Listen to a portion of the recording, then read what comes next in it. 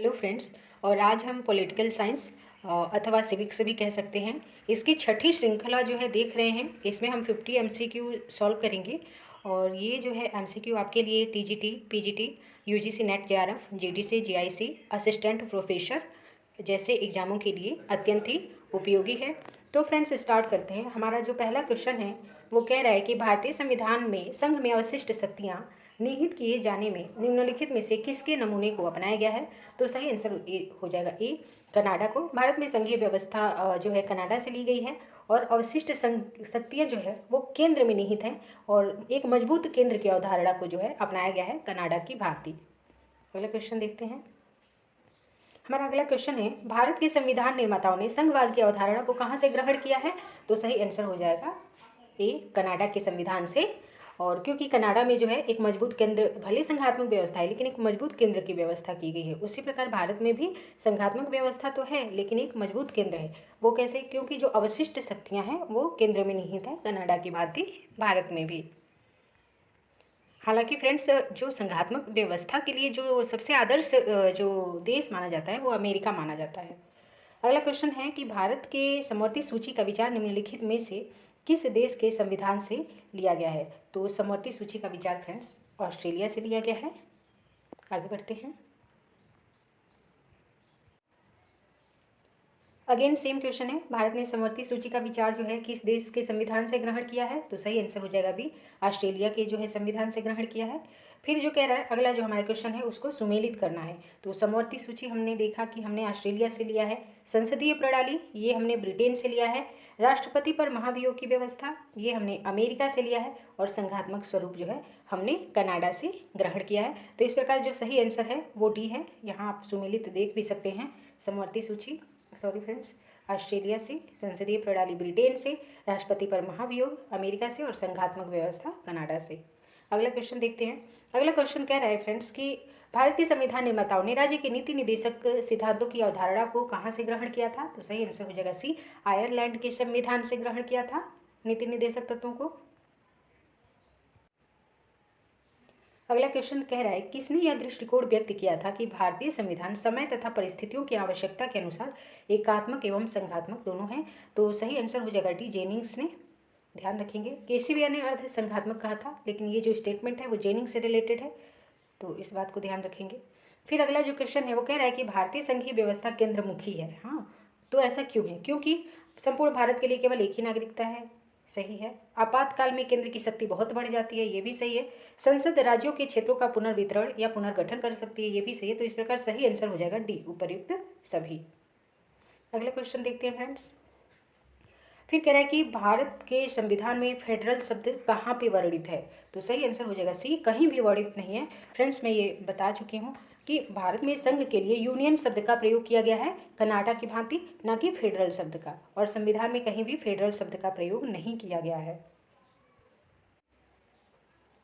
अगला क्वेश्चन पूछ रहा है कि भारतीय संघ को पैरामाउंट फेडरेशन या परम संघ की संज्ञा किसने दी है, किसने कहा है। तो सही आंसर हो जाएगा सी, के संथानम ने। अगला जो क्वेश्चन है कह रहा है कि भारतीय संघीय प्रणाली की विशेषता कौन सी है। तो इसमें कुछ कूट दिए हैं, उसकी जो है सहायता से आपको चुनना है।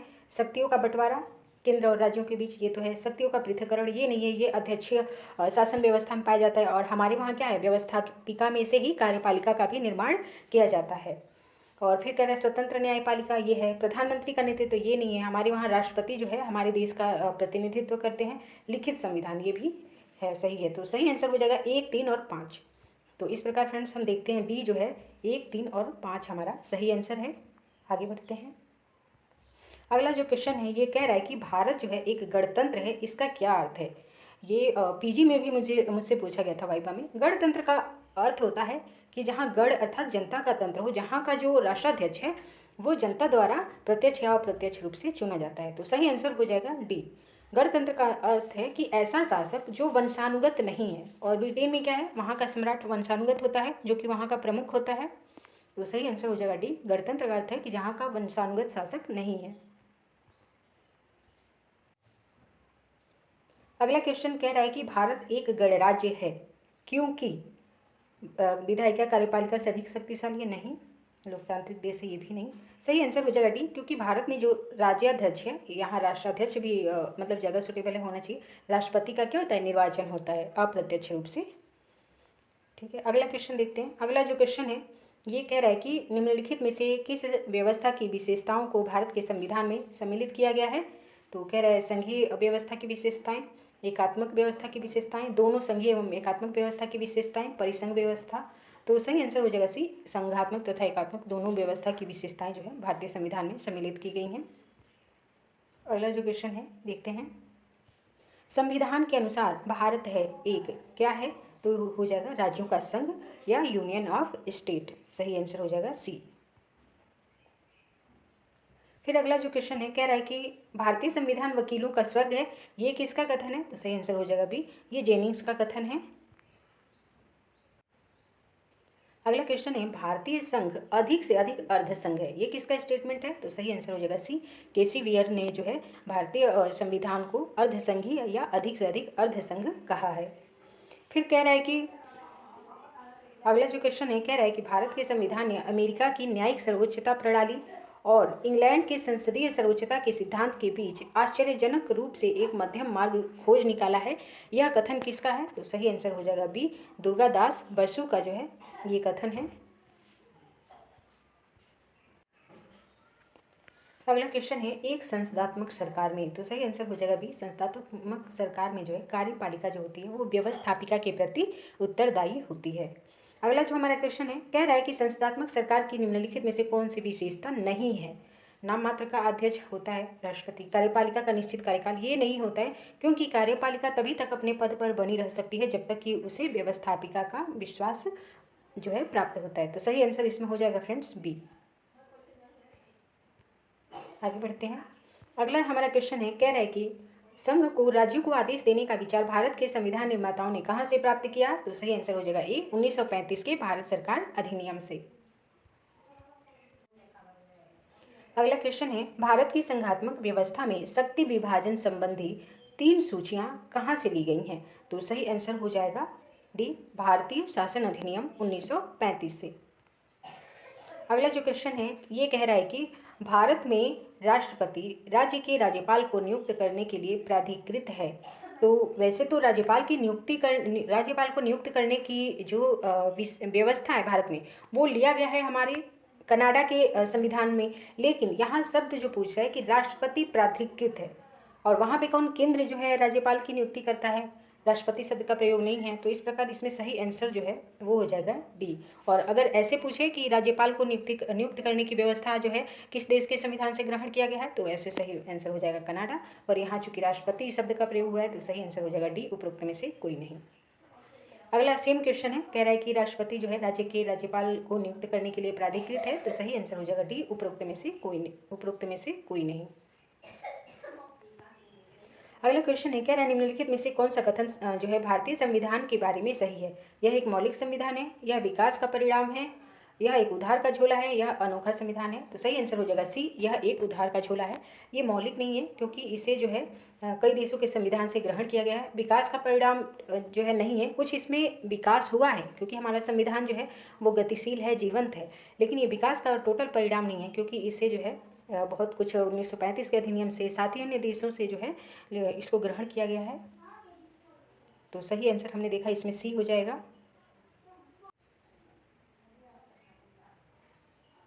अगला क्वेश्चन कह रहा है निम्नलिखित में से कौन सा विषय भारत के संविधान की राज्य सूची में है।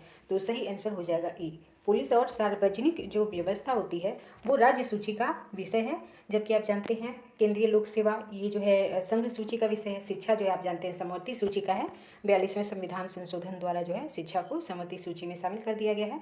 फिर जो हमारा अगला क्वेश्चन है ये कह रहा है कि निम्नलिखित में से कौन सा विषय समवर्ती सूची में नहीं है। तो हमने अभी देखा सार्वजनिक व्यवस्था और पुलिस जो है ये दोनों क्या है, राज्य सूची के विषय हैं, न कि समवर्ती सूची के। अगला जो क्वेश्चन है कह रहा है कि केंद्र और राज्य के मध्य शक्तियों का बंटवारा संविधान की किस अनुसूची में दिया गया है। तो सही आंसर हो जाएगा बी, 7वीं अनुसूची में जो है केंद्र और राज्य के बीच शक्तियों का जो है बंटवारा किया गया है।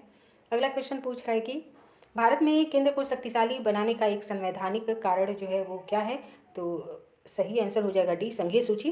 क्योंकि जो है संघीय सूची में महत्वपूर्ण विषय रखे गए हैं और इसमें मतलब ज़्यादा विषय रखे गए हैं राज्य सूची की अपेक्षा और समवर्ती सूची की अपेक्षा। आप देखते हैं कि संघीय सूची में 97 विषय हैं, राज्य सूची में पहले 47 थे, अब 52 हो गए हैं। इसी तरह समवर्ती सूची में 61 विषय हैं। तो आप ये भी जानते हैं कि समवर्ती सूची पर केंद्र और राज्य दोनों ही कानून बना सकते हैं और केंद्र के कानून को प्राथमिकता दी जाती है यदि केंद्र और राज्य के बीच कोई विवाद उत्पन्न हो। अगला क्वेश्चन देखते हैं। भारत का संविधान निम्नलिखित में से किसको अवशिष्ट शक्तियां जो है प्रदान करता है? तो सही आंसर हो जाएगा बी, केंद्र को। किसकी भांति? कनाडा की भांति, क्योंकि हमारी संघीय व्यवस्था कनाडा की संघीय व्यवस्था की तरह है। अगला जो क्वेश्चन है ये कह रहा है कि राज्य सूची के किसी विषय को राष्ट्रीय हित का घोषित करने का अधिकार किसको है? तो सही आंसर हो जाएगा ए, राज्यसभा को, अनुच्छेद 249 के तहत। अगला जो है ये क्वेश्चन पूछ रहा है कि संघ सूची में जो है कितने विषय हैं? तो सही आंसर हो जाएगा ये 97। हालांकि वर्तमान में ये 100 से अधिक हो गए हैं। अगला क्वेश्चन कह रहा है संघीय सूची में कितने विषय सम्मिलित किए गए हैं? सेम क्वेश्चन रिवाइज हुआ है, तो सही आंसर हो जाएगा ए, 97। और अगला क्वेश्चन है 42वें संविधान संशोधन के पश्चात भारत के संविधान की समवर्ती सूची में कितने विषय हैं? तो सही आंसर हो जाएगा 42वें संविधान संशोधन के पश्चात जो है ये 47 हो गए हैं। अगला जो क्वेश्चन है कह रहा है कि निम्नलिखित में से कौन सा एक समवर्ती सूची में परिभाषित विषयों पर विधि का निर्माण कर सकता है? तो सही आंसर है ए तथा बी दोनों। समवर्ती सूची पे केंद्र और राज्य मतलब राज्य विधानमंडल, केंद्र मतलब संसद, दोनों ही कानून बना सकते हैं। अगला जो क्वेश्चन है कह रहा है कि 8वीं अनुसूची में कितनी भाषाओं का उल्लेख किया गया है? तो इसमें जो है मूल रूप से 14 भाषाओं का उल्लेख किया गया है। हालांकि बाद में और भी भाषाएं जोड़ी गई, तो वर्तमान में कुल 22 जो है भाषाएं हैं, तो इसलिए इस आंसर को खारिज कर दिया गया है गवर्नमेंट की तरफ से। और फ्रेंड्स एक चीज़ बताना चाहूँगी, जो 2020-21 में पैटर्न रहा एग्जाम का और 22 में, कि यहाँ से बहुत ही क्वेश्चन पूछे गए कि किस संविधान संशोधन द्वारा कौन से विषय जोड़े गए। तो इसको आप विशेष रूप से थोड़ा ध्यान से बहुत अच्छे से देख लेंगे पूरा डिटेल में। अगला क्वेश्चन कह रहा है भारतीय संविधान की 8वीं अनुसूची में कितनी भाषाओं का उल्लेख है? तो सही आंसर हो जाएगा सी, 22 भाषाओं का उल्लेख है। फिर कह रहा है कि भारतीय संविधान की 8वीं अनुसूची में निम्नलिखित में से कौन सी भाषा सम्मिलित नहीं है? ध्यान रखेंगे तो अंग्रेजी जो है इसमें 8वीं अनुसूची में अंग्रेजी शामिल नहीं है। हालांकि आप जानते हैं कोर्ट वगैरह में जो है सुप्रीम कोर्ट हो या हाई कोर्ट हो, जो है मोस्टली जो है अंग्रेजी का ही प्रयोग होता है, लेकिन वो हमारी अनुसूची में उसको स्थान नहीं दिया गया है। अगला जो क्वेश्चन है कह रहा है कि भारतीय संविधान की 8वीं अनुसूची में कितनी भाषाओं का उल्लेख है? तो ये क्वेश्चन फ्रेंड्स वर्ष 2003 में जो है जोड़ा गया है। और आप जानते हैं कि 97 संविधान संशोधन जो कि 2003 में हुआ था, तो वर्ष 2004 में जो है 4 भाषाओं को जोड़ा गया था। तो 3 में अभी ये भाषाएं नहीं जुड़ी थी, तो संविधान में हमारी 18 भाषाएं थी और 2003 में एक संशोधन करके 4 भाषाएं मैथिली, डोगरी, संथाली और बोडो, ये 4 भाषाएं जो है जोड़ दी गई, जिसके बाद जो है हमारी 8वीं अनुसूची में भाषाओं की संख्या 22 हो गई है। अगला क्वेश्चन है कह रहा है कि संविधान की 8वीं अनुसूची में कितनी प्रादेशिक भाषाओं को शामिल किया गया है? तो ये देखिए 2010 में पूछा है, तो सही आंसर हो जाएगा सी, 22 भाषाएं हैं। अगला जो क्वेश्चन है कह रहा है कि भारत के संविधान की 8वीं अनुसूची का संबंध किससे है? तो सही आंसर हो जाएगा ए, भाषा से है। अगला क्वेश्चन है भारतीय संविधान की 10वीं अनुसूची का संबंध किससे है? तो सही आंसर हो जाएगा ए, दल बदल परिवर्तन से। अगला क्वेश्चन है संविधान की 12वीं अनुसूची किसके कार्यों से संबंधित है? तो सही आंसर हो जाएगा नगर पालिका। आप जानते हैं 11वीं और 12वीं अनुसूची जो है ये बाद में जोड़ी गई 73वें और 74वें संविधान संशोधन द्वारा, और 74वें संविधान संशोधन द्वारा 12वीं अनुसूची जोड़ी गई भाग 9 क में, जो कि नगर पालिका से संबंधित है। अगला जो क्वेश्चन है ये कह रहा है कि भारतीय संविधान की 12वीं अनुसूची में कितने विषय हैं, अर्थात नगर पालिका को कितने विषय दिए गए हैं? तो सही आंसर हो जाएगा सी, 18 विषय दिए गए हैं। वहीं पूछता है 11वीं अनुसूची अर्थात ग्राम पंचायत में कितने विषय हैं? तो वहाँ पे 29 विषय हैं। अगला क्वेश्चन देखते हैं, ये पूछ रहा है कि भारतीय संविधान की विशेषता है क्या है? तो सही आंसर हो जाएगा इसमें सी, अंशतः कठोर और अंशतः लचीला है ये। फिर से सेम क्वेश्चन है, भारत का संविधान कैसा है? तो यह अंशतः सख्त तथा अंशतः लचीला है। फिर पूछ रहा है कि लोक संप्रभुता भारतीय संविधान में है, तो ये कैसी है? तो सही आंसर हो जाएगा संपूर्ण और व्यापक है। अगला क्वेश्चन कह रहा है कि भारतीय संघीय व्यवस्था के विषय में कौन सा एक कथन सत्य नहीं है? तो इसमें जो सही आंसर है, इसमें न्यायालयों की दोहरी व्यवस्था नहीं है, राज्यसभा में राज्यों का समान प्रतिनिधित्व है। तो इसमें पूछा है असत्य कथन कौन सा है? सत्य नहीं है, तो सही आंसर हो जाएगा बी, राज्यसभा में राज्यों को समान प्रतिनिधित्व है कह रहा है, जबकि समान प्रतिनिधित्व नहीं है। यहाँ पे राज्यों को जो है राज्यसभा में उनकी जनसंख्या के आधार पे जो है प्रतिनिधित्व प्रदान किया गया है। जैसे आप देख रहे हैं यूपी को राज्यसभा में सर्वाधिक प्रतिनिधित्व है, 31 कह रही हूँ फ्रेंड्स, मतलब सर्वाधिक जो संख्या है सीटों की राज्यसभा में वो यूपी की है, जबकि कुछ राज्यों को जो है एक एक सीटें भी प्राप्त हैं। तो इस प्रकार सही आंसर हो जाएगा बी। अगला जो क्वेश्चन है ये कह रहा है कि सही कथन को इसमें चुनना है। तो इसमें जो है सही कथन देख लेते हैं कौन सा है। वैसे तो सही कथन डी है, अवशिष्ट शक्तियां भारत में जो है केंद्र के पास है और अमेरिका में जो है राज्यों के पास है। अन्य सभी स्टेटमेंट क्या है? रॉन्ग है। आज के लिए फ्रेंड्स इतना ही, धन्यवाद।